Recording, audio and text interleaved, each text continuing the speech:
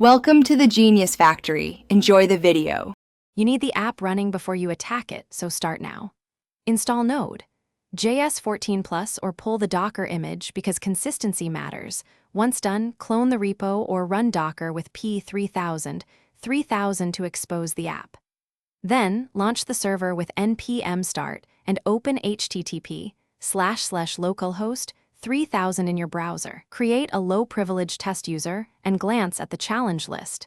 This gives you targets and baseline behavior, which will guide every subsequent technique. You should probe systematically. Start with low-impact reconnaissance because understanding endpoints prevents wasted effort.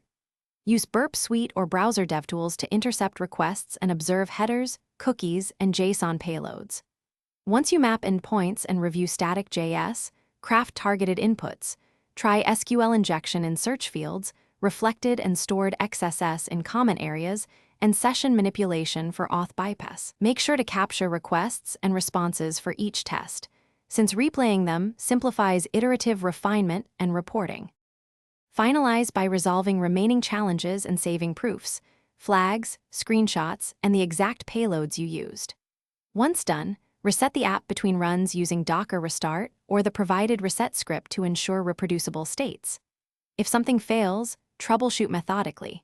Check browser console and proxy logs, verify cores and cookie scope, and confirm the server has sufficient memory. Often a restart or clearing cookies resolves intermittent issues. Keep concise notes so you can reproduce or report findings quickly. Thanks for watching. If you found this helpful, don't forget to like and subscribe.